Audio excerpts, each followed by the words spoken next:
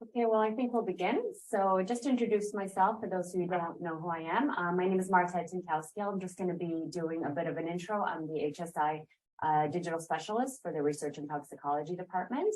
And so, welcome. Thank you. Good morning, good afternoon, and good evening from wherever you're joining us for this webinar, Reaching for Solutions, Essential Revisions to the EU Chemicals Regulation to Modernize Safety Assessment. And I'll just be introducing our speakers.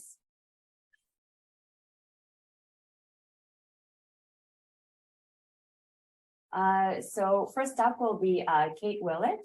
She is the HSI Senior Director of Science and Regulatory Affairs, and she'll be setting the scene setting some context. Next up will be Marina Pereira, who's the HSI Senior Strategist of Regulatory Policy. She'll be speaking about how to modernize REACH to achieve the goals of the Chemical Strategy for Sustainability. And then we'll have Donna McMillan, who is the HSI Senior Strategist for Regulatory Science. She'll be speaking about accelerating the transition to chemical safety using non-animal approaches. And then finally, we'll have some concluding remarks by Kate. And then at the end, we'll have time for a Q&A. The chat is open, but please just note that it's not monitored. We definitely encourage conversation in there. Sometimes the most liveliest conversations are in the chat. But if you do have a question that you would like answered by any of the speakers, please use the Q&A. So thank you and enjoy.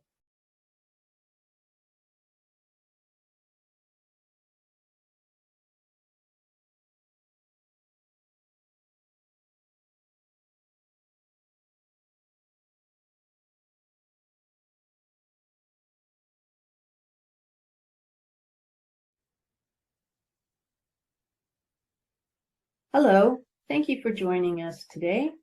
I'm Catherine Willett, and I will be setting the scene and providing a bit of context for the proposals that you'll hear about today from my colleagues.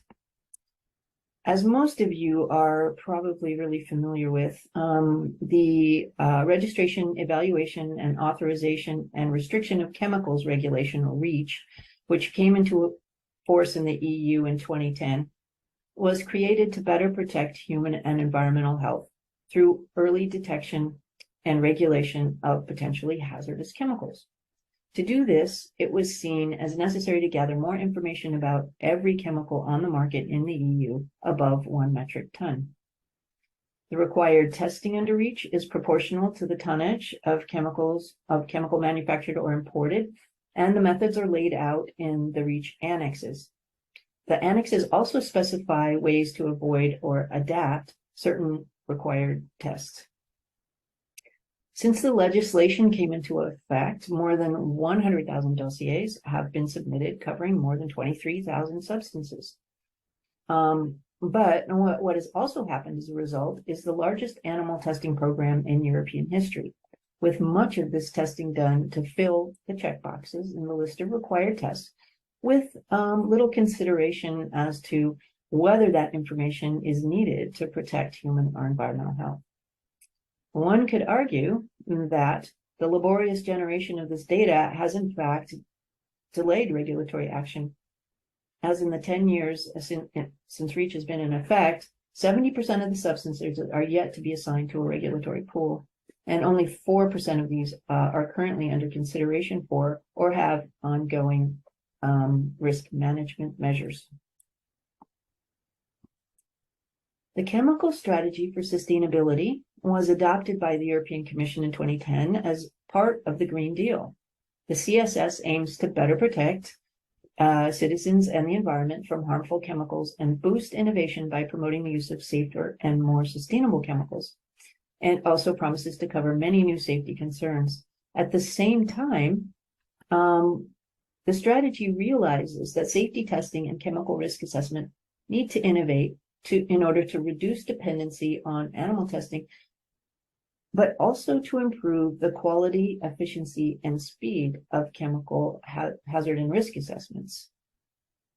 The CSF really offers a once-in-a-lifetime opportunity to fine-tune chemical safety assessment in the EU. It's a chance to build on recent scientific advancements and learn from experience to create an improved chemical management system. It's also an opportunity to capitalize on the great investments the EU has made in safety science, specifically in non-animal methods and approaches. And here's some examples of some recent EU-funded and international projects in which the European Commission participates that are focused on development of non-animal methods for chemical safety assessment. So there's a lot of historical and ongoing work in this area. In fact, the EU has invested more than €1 billion in such projects over the years.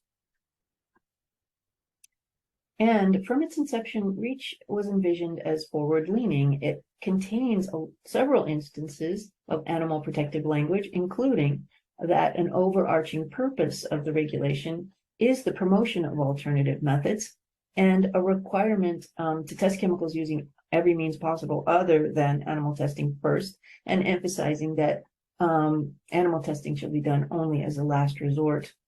And yet, despite the massive investments, despite the intention, the adoption of non-animal assessment tools is lagging, and one could say nearly negligible under REACH.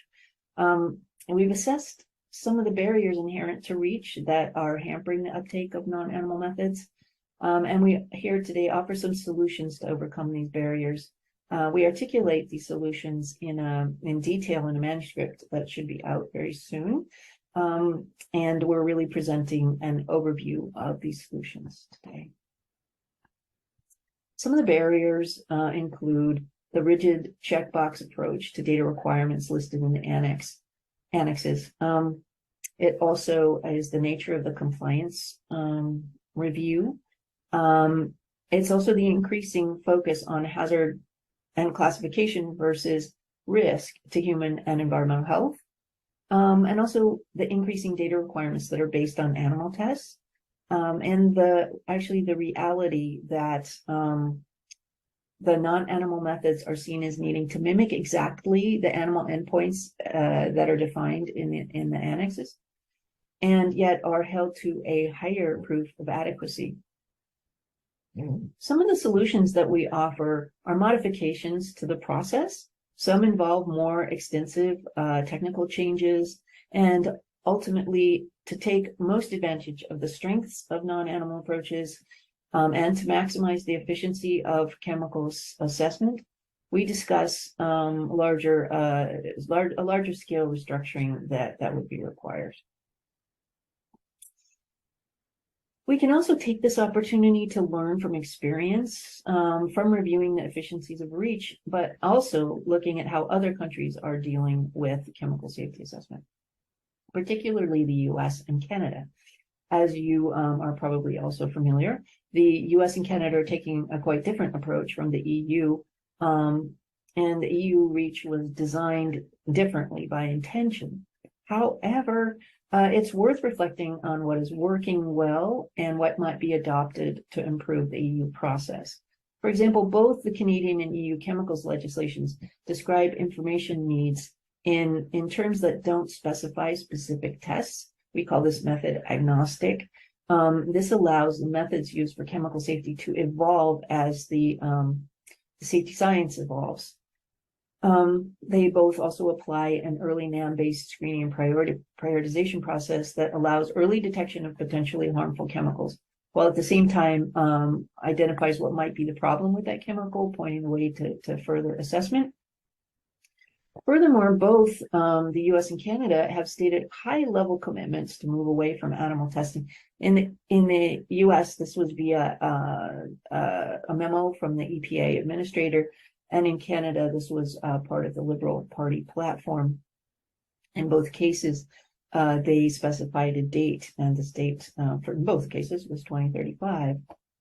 And while one could argue that the EU has invested more and is potentially the global leader in the science of non-animal based testing, it's far behind the US and Canada on implementing that science, substantially for the reasons I just mentioned. So now is the time to reassess and re-envision REACH, with REACH revision planned under the CSS. A proposal from the Commission is expected in the first quarter of 2023. And the promise is great, but the prevailing winds don't really signal success. really at glaring odds with the CSS. The objective is to reduce dependency on animal testing, yet the Commission officials stated that an increase in animal testing is unavoidable in the EU to fulfill the ambitions under the CSS. And early Commission actions to address CSS include counterproductive things like expanding animal testing to more chemicals, adding new animal testing requirements, labeling certain health effects as critical hazards, which will lead to extensive animal testing, and seemingly limiting the uptake of non-animal methods at every opportunity. So we really feel that some new thinking is urgently needed. Really, it's only through the accelerated science-supported adoption of non-animal methods that the goals of REACH and the aspirations of the CSS can be achieved in our lifetime. The proposals we highlight today offer a path toward the promising future intended by the CSS. So now I will turn it over to Marina and Donna to highlight these proposals.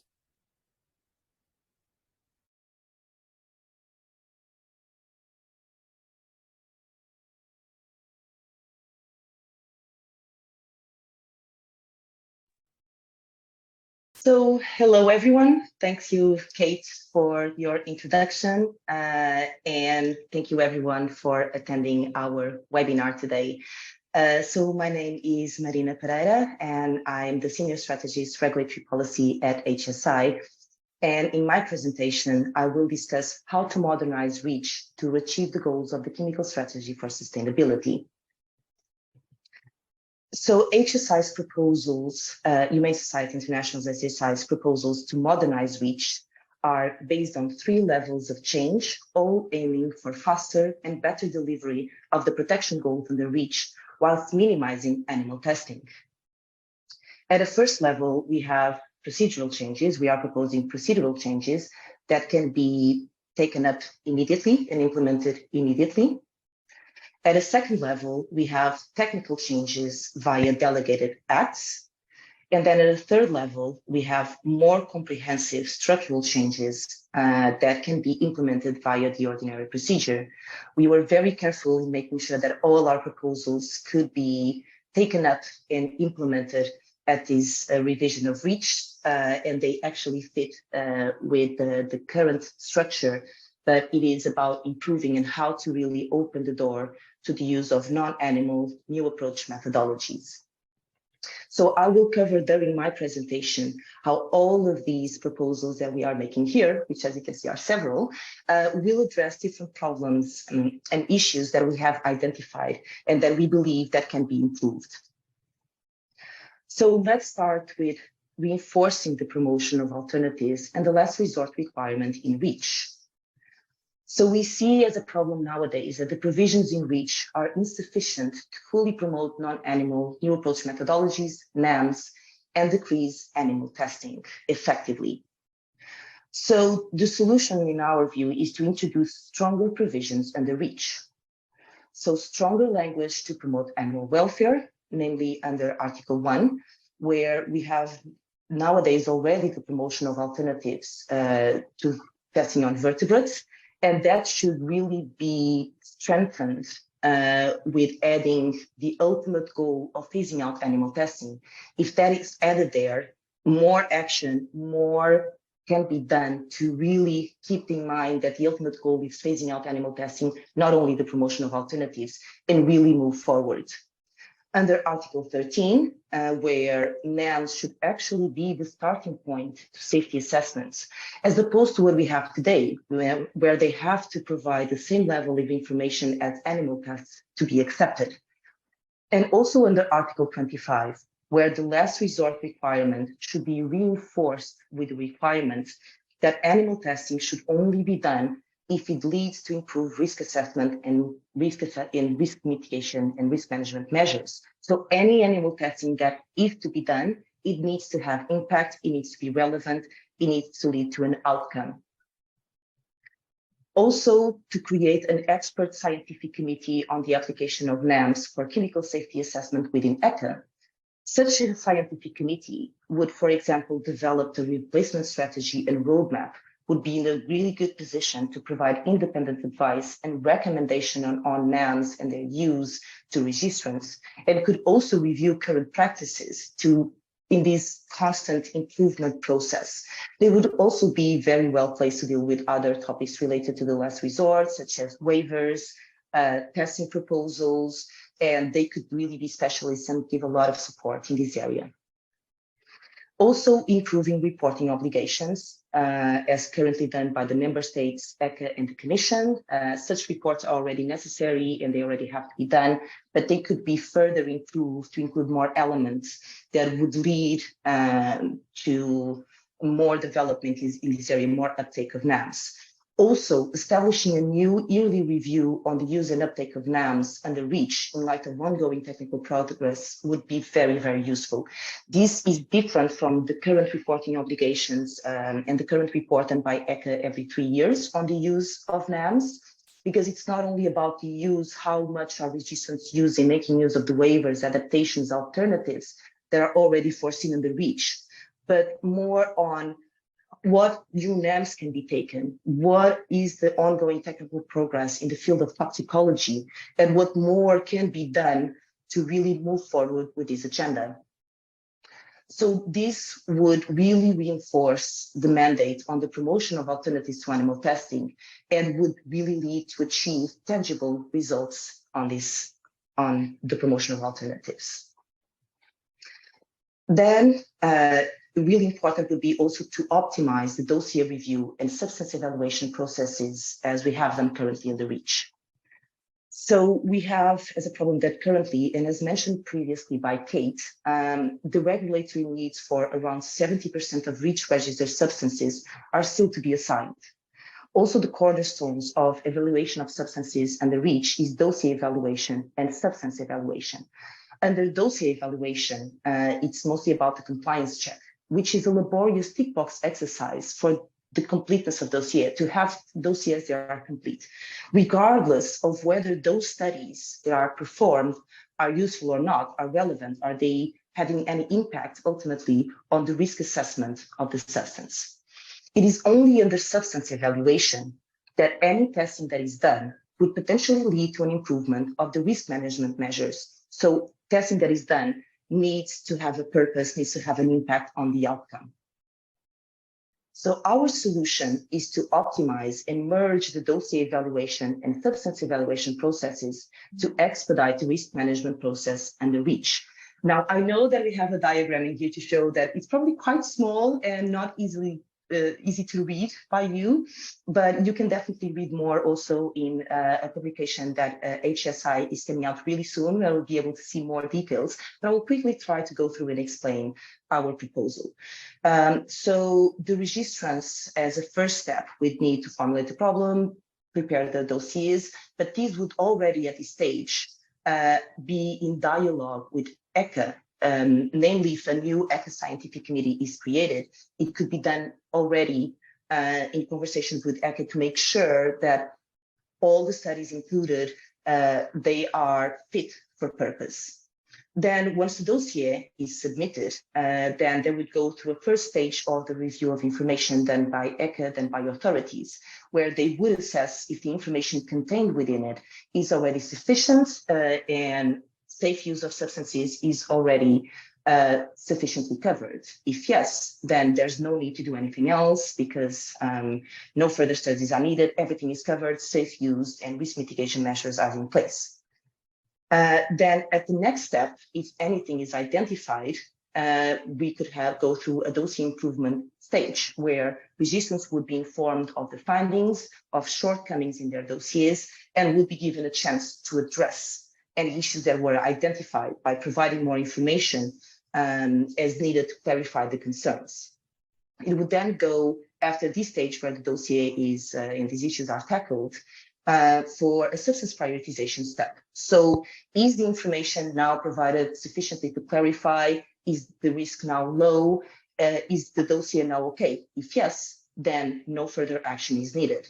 If not, then it would go into the substance evaluation stage, where authorities would identify the risks, additional data would be identified, additional information needs to be identified, data generated to tackle those issues, and then substance would be evaluated. And then, as in substance evaluation, we could go back, and if now everything is okay, then nothing else, or further measures could actually be identified, such as identification as substance of very high concern, SVHC, or authorization or restriction. So we then have to go to that process of what needs to be done to really ensure that this substance is used safely. So this approach would not only lead to a reduction in animal testing, but would really help up to speed up the review of substances. Because once we get to the stage of substance evaluation, a lot of information and a lot of issues have been already addressed. A lot of information has already been provided in the previous steps. So authorities would really be in a good place to have a very expedited substance evaluation process. Then we also think it's very critical that no new or expanded animal testing standard information requirements are included. So as mentioned previously by Kate, the goal of the chemical strategy for sustainability is that safety testing and chemical risk assessment need to innovate to reduce dependency on animal testing and improve chemical hazard and risk assessments. However, what we are seeing nowadays is that the current proposals will actually increase the dependency and toll on animals. So it is very critical that all new standard information requirements should be NAM-based to really break this dependency on animal testing and allow the use of innovative science, these new methods that we already have at hand. Additional actions could also include to remove the redundancy of existing information requirements. For example, there are several articles and papers detailing how the prenatal developmental toxicity does not always add anything to the risk assessment. And indeed, in the information contained with it, actually adds anything on top of the results are not discernible from the results that we have in the first species. So we should reflect more if all the studies in there are indeed needed or if they are just redundant. And also to require testing proposals for vertebrate testing at all annex levels to ensure compliance with the last resort requirement, and also to encourage non-animal assessments. This is to future-proof REACH and invert this trend of animal testing dependency, whilst ensuring that it can evolve at the pace of progress in science and risk assessment. A lot has been done in the field of toxicology, conventionally animal-free methods. To also introduce a process to efficiently identify high-risk substances for regulation. So as stated in the chemical strategy, the EU chemicals policy must evolve and respond more rapidly and effectively to the challenges posed by hazardous chemicals. So they are really trying to capture worst chemicals first.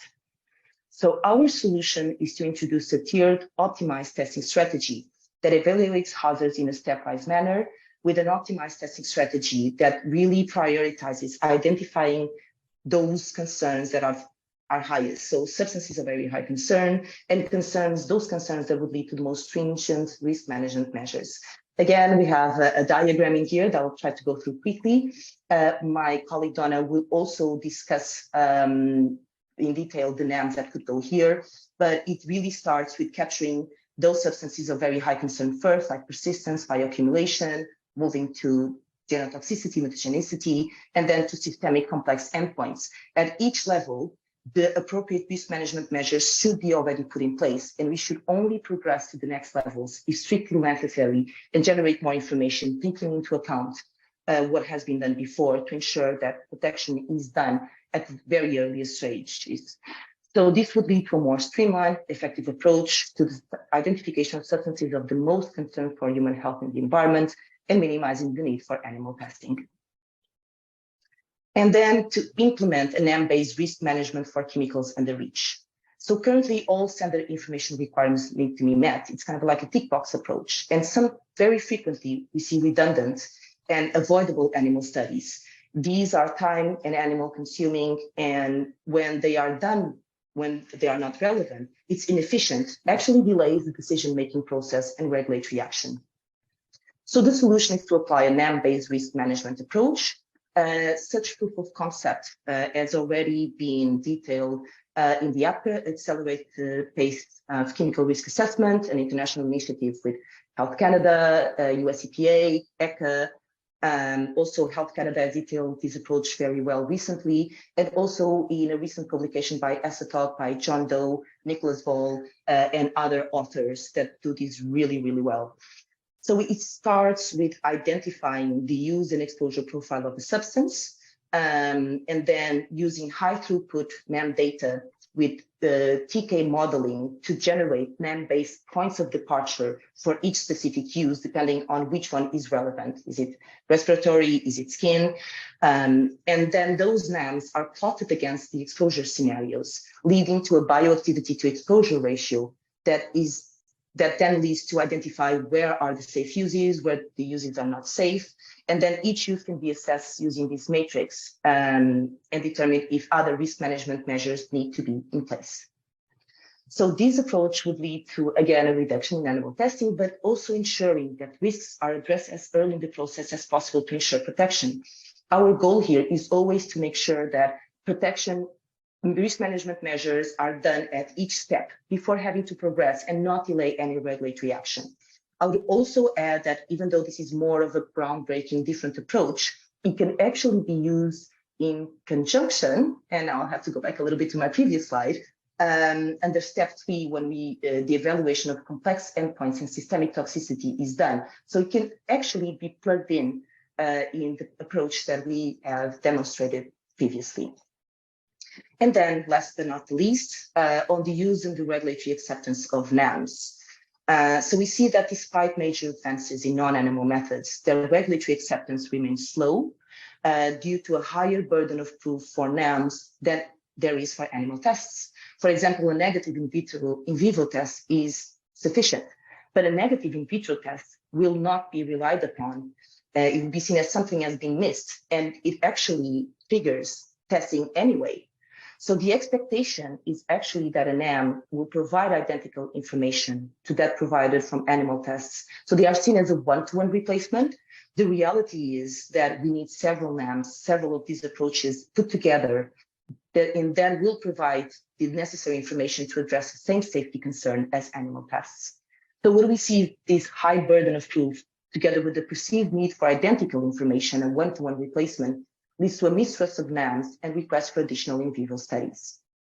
So our solution is to describe regulatory concerns and information needs in method-agnostic language, meaning that no specific studies, no specific methods are mentioned under REACH. What we would have is information needs, a description of information needs, information requirements that can then be addressed using any method, ensuring that the level of protection is never lowered, but allowing at the same time to have these new methods really being able to be used under REACH. And also to allow the use of NAMs within the context of integrated approaches to testing and assessment, IATA. This would facilitate the use and regulatory acceptance of NAMs and really speed up the transition to non-animal innovative science. Thank you so much. And now I will pass on to my colleague, Donna. Thank you, Marina. I'll just share my screen. So good afternoon, everyone. My name is Donna McMillan. I'm a senior strategist here at HSI for regulatory science, and today I'll be talking about how to accelerate the transition to chemical safety using non-animal approaches. So as Marina has already described, our tiered and optimized testing strategy is of course based on NAMs. And despite the major advances that there's been in non-animal approaches over the past several years, their regulatory acceptance tends to vary depending on the endpoint in question. So for my part of the presentation, I'm going to go through each endpoint in turn that's in this diagram that you probably can't read on your computer, and give a very high level, non-exhaustive overview of the NAMs that are available for each endpoint, and try and give an indication as to what stage each NAM is at. So are they available in routine use, accepted by regulators, or are they in progress or under development. And of course, the ideal scenario is that for every endpoint, the NAMs are in high use, and they also have a high rate of acceptance by regulators, as shown by the little graph on the bottom left-hand side. So I'll begin with acute oral toxicity. So there's a really nice in silico model called CATMOS, and this stands for the Collaborative Acute Toxicity Modelling Suite. This was developed by NICETM, who collated lots and lots of acute oral toxicity data and put out a call to the scientific community to use this data to develop models and to submit them to the project.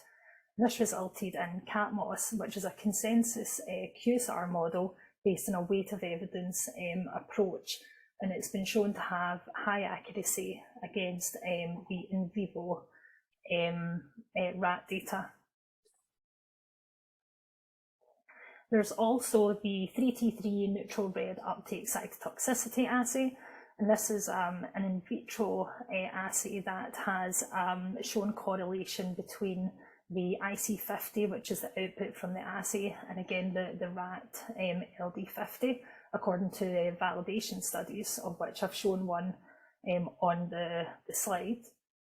And another assay that I actually only saw very recently on LinkedIn the other day is a human cell-based test for acute oral toxicity, which is under development by Accelerate, who are a company who develop completely animal-free assays. And this is currently under validation, but it appears to be showing really promising productivity against the GHS classifications for acute oral toxicity. They've suggested that it could be available as soon as early 2023, and there seems to be a manuscript under preparation, which I'm looking forward to reading. So moving on to skin sensitization, which is often touted as one of those endpoints with many NAMs. So of course there are several OECD test guidelines. We have the 442C, 442D and 442E guidelines that all contain several different assays measuring different key events within the skin sensitization adverse outcome pathway. And these assays have also been used in combination to develop defined approaches for skin sensitization, and this was published in a groundbreaking test guideline last year, so test guideline 497. So this guideline contains two different defined approaches. One uses the in chemical and the in vitro assays defined in a 2 out of 3 weight of evidence approach, and the other defined approach uses results from defined in silico tools and in vitro assays in a score-based approach. And both these defined approaches show really good productivity against the in vivo benchmark data, and they also predict human sensitization better than the in vivo local lymph node assay data. But there are loads of other assays available for skin sensitization. They're not OECD validated yet, but they have, again, good productivity, such as EpiSense-A, PPRA, and Census. And there are loads of QSARs available that predict skin sensitization really well, such as CSAR, Derek Nexus, OECD Toolbox, PredSkin, and ToxTree. So moving on to skin corrosion and skin irritation. So again, there are several in vitro assays available for these that have OECD test guidelines. For example, we have test guideline 430, which is the transcutaneous electrical resistance test, which provides an indication of skin corrosion. We've got test guideline 431, which is the reconstructed human epidermis test, which again predicts corrosion. And then the related OECD test guideline 439, which again uses the reconstructed human epidermis test, but for skin irritation in this case rather than corrosion. There's also test guideline 435, which is the membrane barrier test. And again, there are lots of QSARs for these endpoints, including Hazard Expert, Derek Nexus, Multi-Case, OECD Toolbox, TopCat, and also there are lots of local models or literature-based models or QSARs that are described within the literature, and I've shown a couple of papers here that provide a review of these. Next, looking at serious eye damage and eye irritation.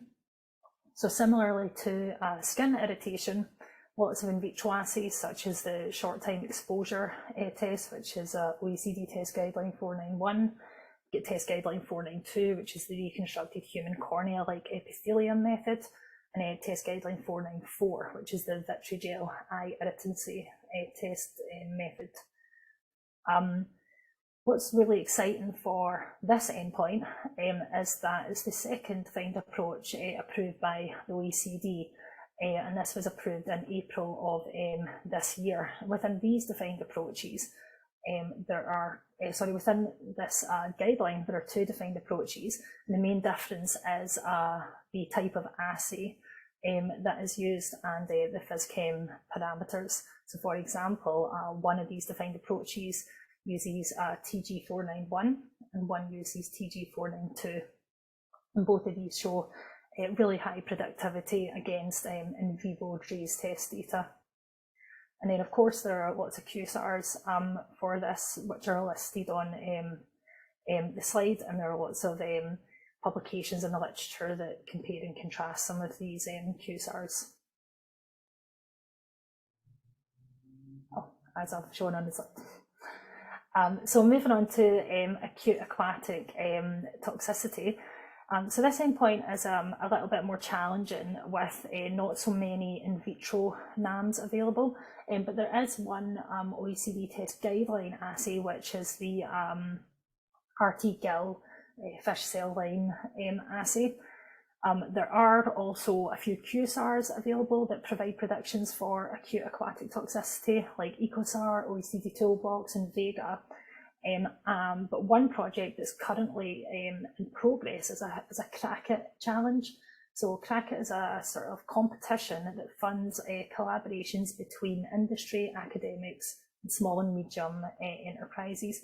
And the idea is that we try and solve scientific challenges that are designed to deliver some sort of 3 R's benefit. So refine, reduce, replace animal testing.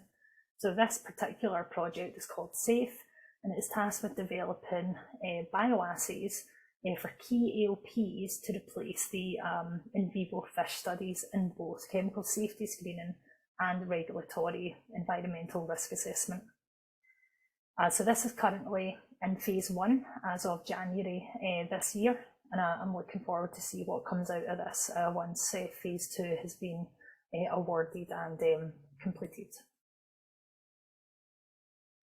So next we move on to how to evaluate the environmental fate of a substance using NAMs.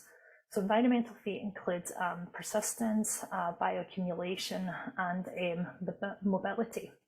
And these endpoints are highly dependent on physical chemical parameters, which means that there's a potential to predict these using in silico models. So for example, you can predict persistence using you can predict both persistence and mobility using EpiSuite and OECD Toolbox, and bioaccumulation can be estimated using in silico predictions of bioconcentration factor.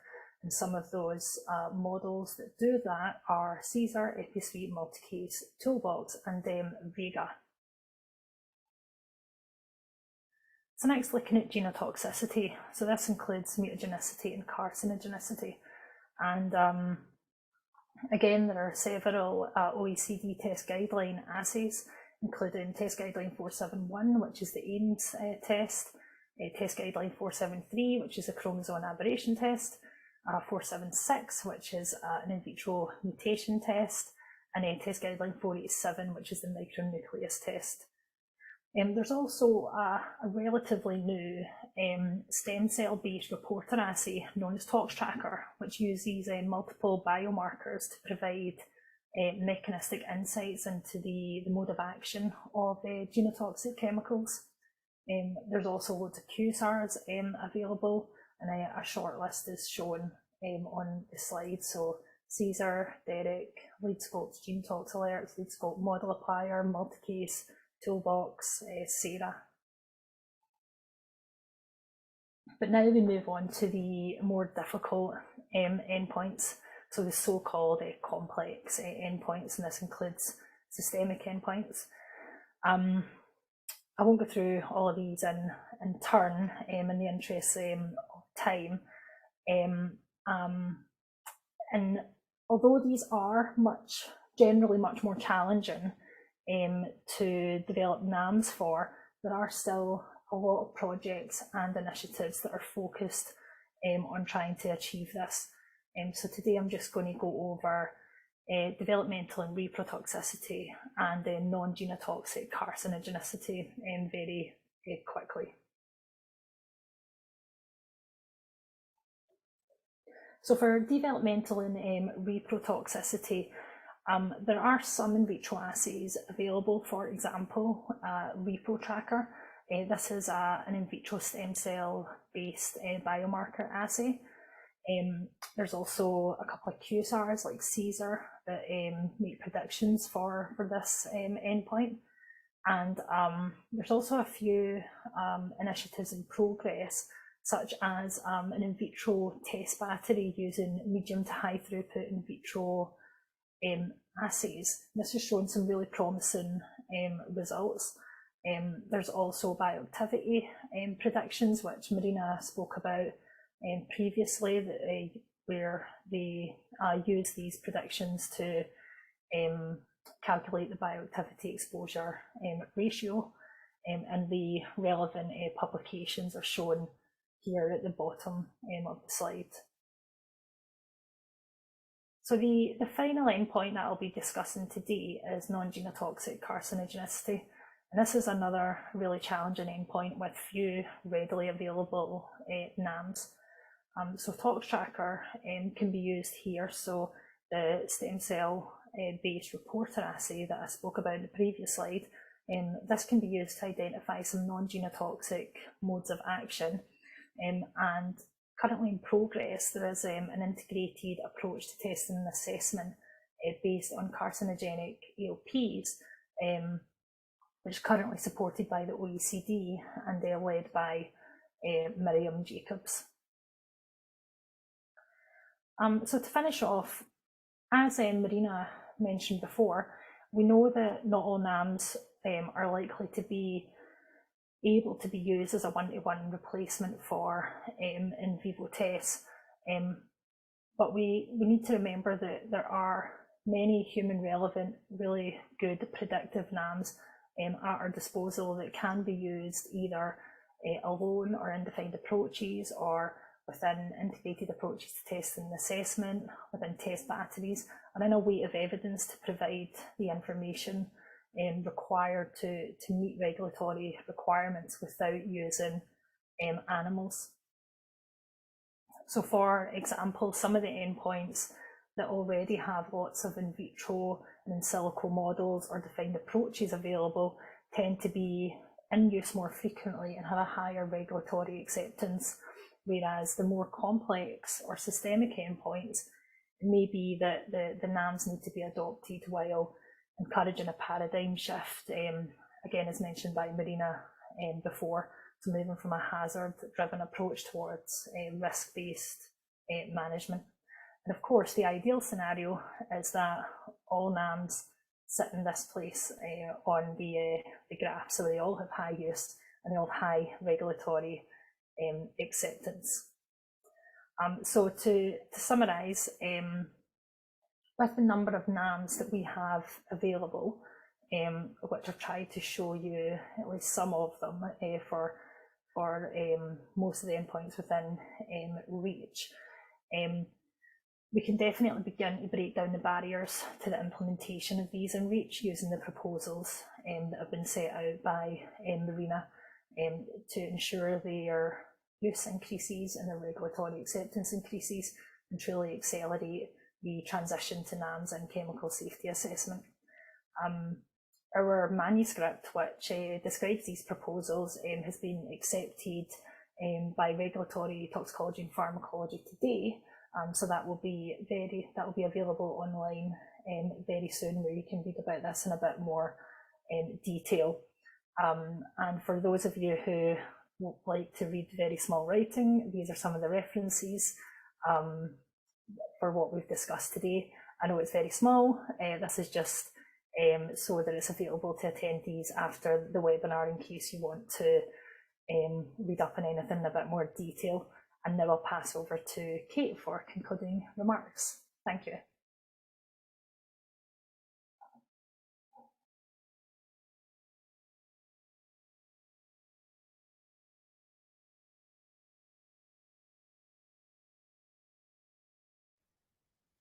Hi, I'm back to offer a few concluding remarks.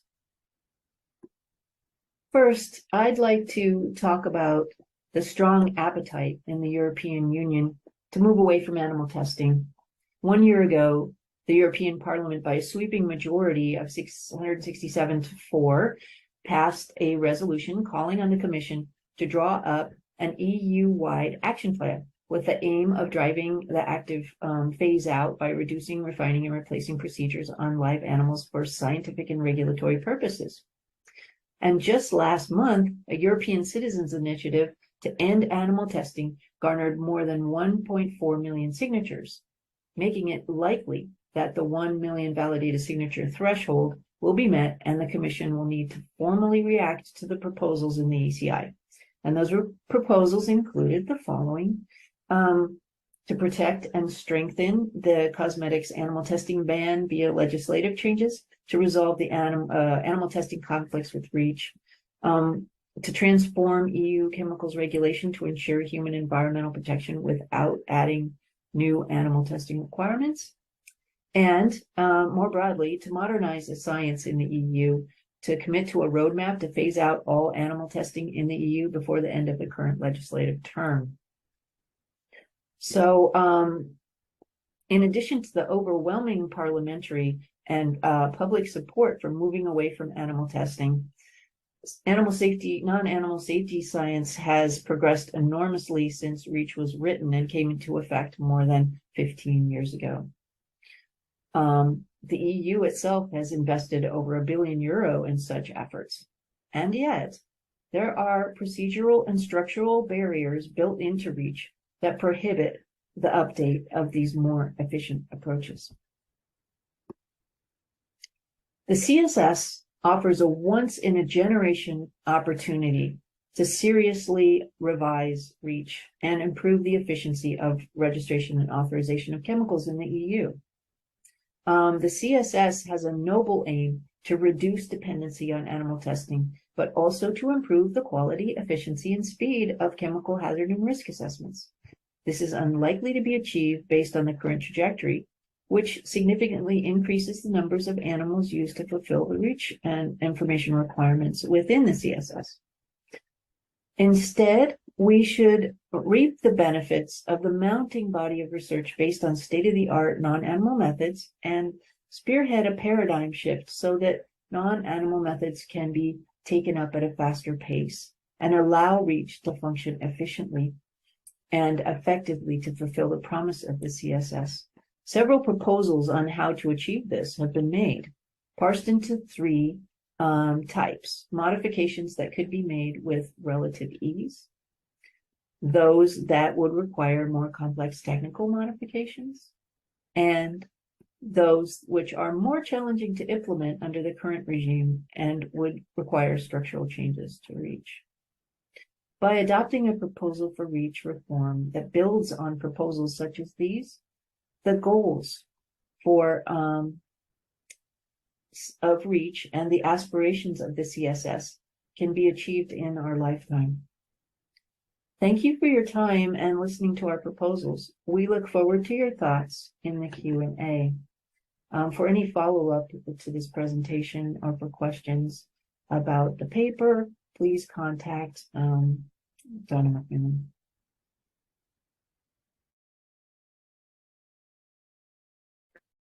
So thank you so much, and we really hope that you enjoyed our presentations. Really happy to have you reach out to us if you would like even more detailed information.